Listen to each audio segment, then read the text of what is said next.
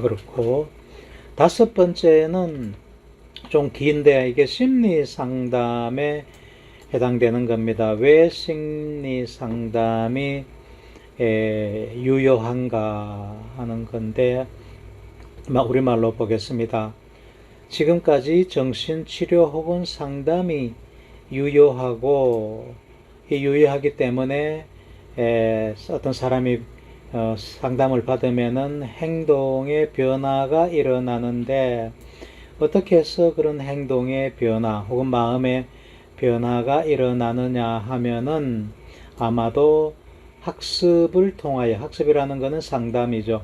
상담을 통하여 유전자 표현의 변화를 일으키고, 유전자 표현의 변화가 일어나면은 이 유전자 표현은 여기 연결 강도를 변화시켜서 일어났는데, 꼭 연결 강도의 변화뿐만 아니라 새로운 신경세포들 사이에 새로운 연결을 만들어 가지고 이건 모양새의 변화죠. 이제 해부학적 패턴의 변화라고 한 거는 신경회로의 모양새적인 변화를 일으키기 때문이다.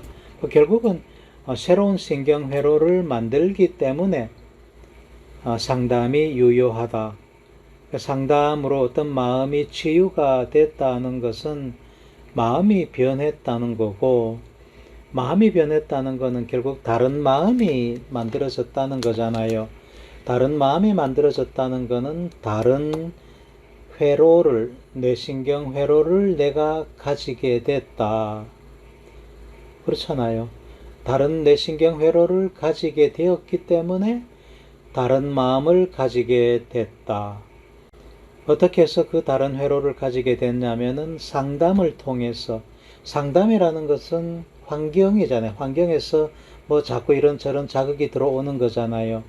그 환경적인 자극이 처음에는 유전자 표현을 유도하고 단백질이 만들어지고 신경회로의 변화를 가지고 왔고, 그 신경회로는 궁극적으로 마음의 변화를 가지고 왔다.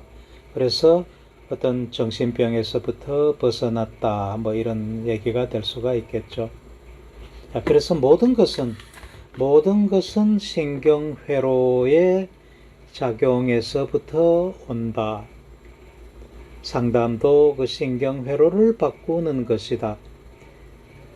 이런 측면에서 볼 때에 우리가 어떤 정신적인 질환이 있는 경우, 쉽게 우울증 같은 경우에 그거를 치유하는 유일한 방법은 자기가 스스로 신경회로를 바꾸는 겁니다.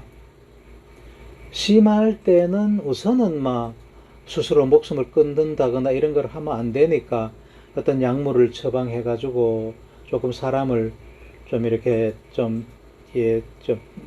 다운시키죠. 결국은 다운시켜가지고 하여간에 좀 조용하도록 그렇게 약물 처방은 그렇게 하는데, 그것은 절대로 그것이 치유를 할 수는 없다는 겁니다.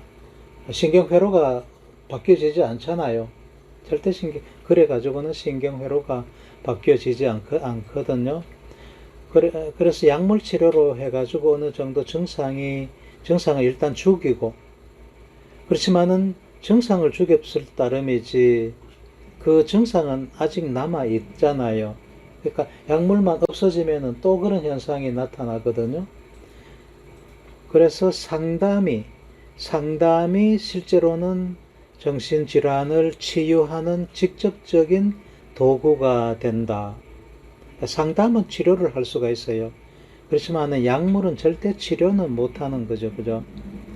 그래서 상담으로 치료를 받아야 되고, 보다 더 좋은 거는 스스로 자기 회로를 바꾸는 거죠. 알아차림입니다. 알아차림을 하면은 바뀌어집니다. 몇 번 제가 강조를 했었고요.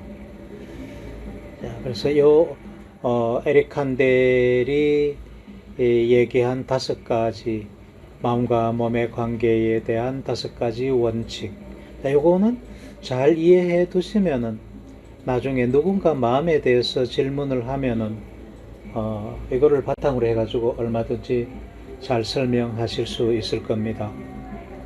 이거를 벗어나는 것은 없어요.